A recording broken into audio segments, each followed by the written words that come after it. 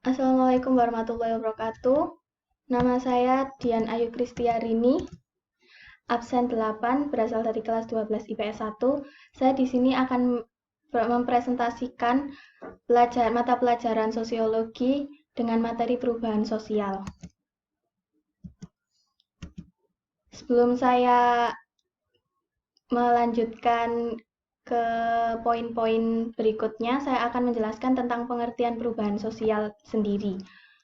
Pengertian dari perubahan sosial yaitu perubahan yang terjadi pada kehidupan masyarakat dan mempengaruhi aspek-aspek kehidupan masyarakat, baik aspek yang berpengaruh besar maupun berpengaruh kecil kepada masyarakat tersebut, baik yang berdampak positif maupun yang negatif di antara kelompok-kelompok pada masyarakat tersebut. Perubahan sosial merupakan perubahan yang pasti terjadi dan pasti terjadi di suatu masyarakat dan tidak bisa dihindari.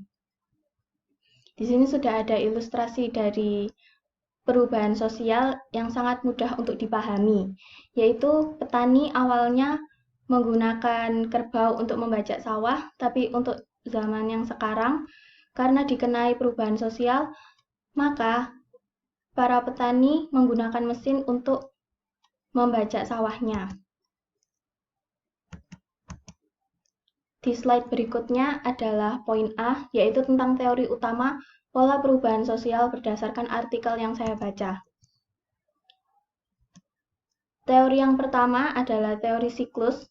Teori ini maksudnya beranggapan bahwa perubahan yang terjadi dalam kelompok masyarakat tidak dapat direncanakan dan tidak dapat diarahkan. Masyarakat tersebut juga tidak dapat menghindari dari yang namanya perubahan sosial tersebut. Perubahan ini membentuk suatu siklus yang seperti roda, maka akan selalu berputar. Gambar tersebut adalah gambar dari teori siklus. Maksudnya di sini adalah primitif, tradisional, dan modern akan selalu berputar tanpa ada tujuan yang sama. Contohnya adalah perubahan yang gaya hidup dan perkembangan zaman. Teori yang kedua adalah teori fungsionalis.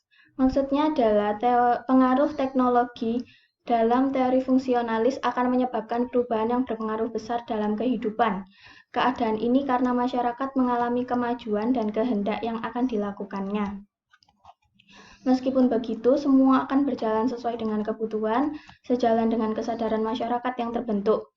Kesadaran masyarakat di sini adalah kesadaran masyarakat yang menginginkan adanya perubahan sosial dan menginginkan adanya kesejahteraan masyarakat. Contohnya adalah masyarakat dituntut agar bisa menggunakan alat modern agar tidak ketinggalan zaman. Teori berikutnya adalah teori evolusi unilinear.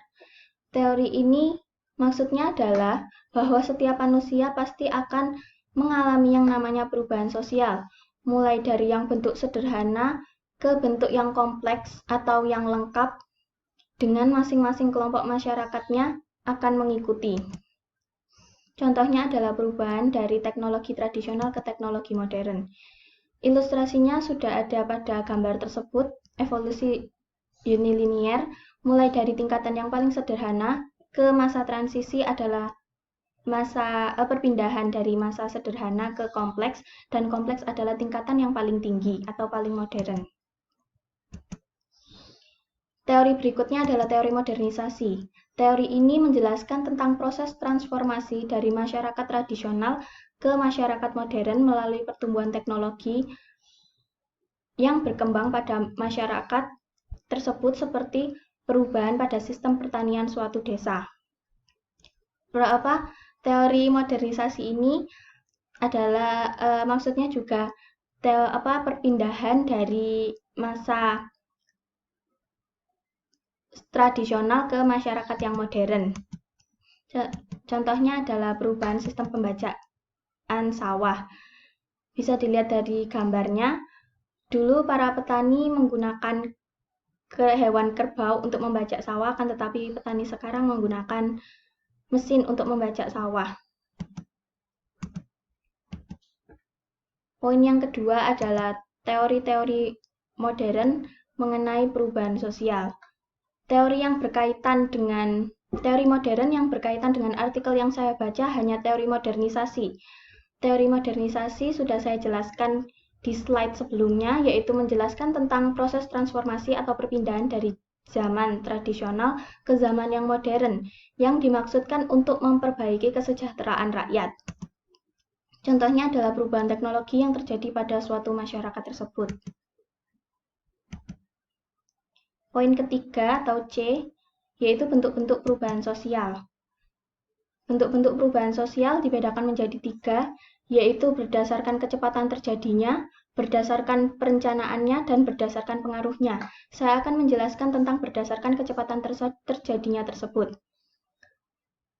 Artikel yang saya baca yaitu berhubungan dengan perubahan revolusi. Perubahan revolusi yaitu perubahan yang terjadi dengan sangat cepat dan mempengaruhi unsur-unsur yang ada pada masyarakat tersebut. Perubahan ini didasari adanya keinginan untuk melakukan perubahan dan dapat berdampak positif untuk masyarakat. Contohnya adalah keinginan masyarakat untuk meningkatkan teknologi pertanian yang ada pada suatu desa tersebut.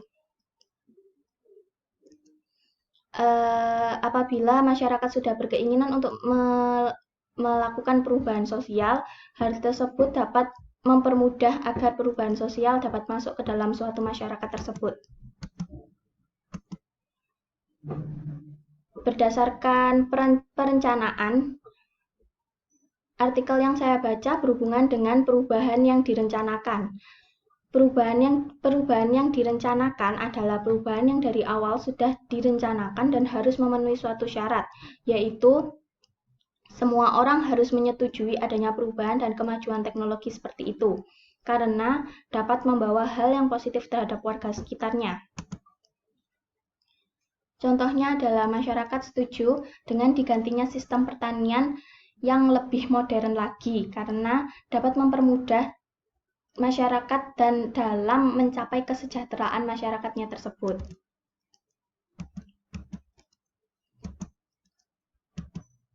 Yang ketiga ada berdasarkan pengaruhnya. Perubahan teknologi termasuk berpengaruh besar pada masyarakat tersebut. Karena maksudnya dari berpengaruh besar di sini adalah perubahan sosial yang mengakibatkan perubahan besar pada struktur sistem mata pencaharian yang dapat memberikan perubahan besar pada masyarakatnya. Contohnya yaitu perubahan pada teknologi yang digunakan dalam bertani.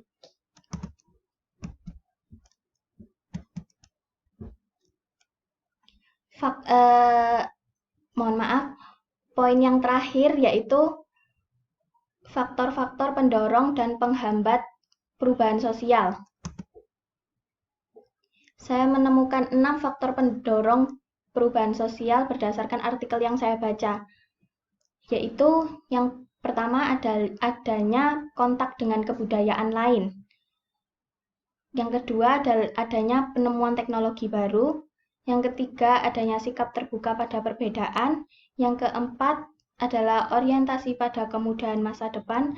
Yang kelima, ketidakpuasan terhadap kondisi yang dialami. Dan yang terakhir adalah kesadaran akan perubahan.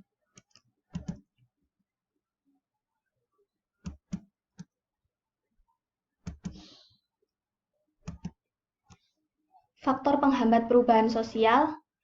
Saya menemukan 5 faktor penghambat perubahan sosial yang berhubungan dengan artikel tersebut. Yaitu yang pertama, kurangnya kontak dengan kebudayaan baru. Yang kedua, pengembangan ilmu pengetahuan dan teknologi yang lamban. Karena masyarakatnya tidak tinggal di daerah yang pedalaman. Yang ketiga, rasa takut akan adanya perubahan sikap dan norma yang berlaku pada masyarakat. Yang keempat, prasangka buruk terhadap teknologi asing. Dan yang kelima, sudah terlanjur nyaman pada kondisi seperti ini.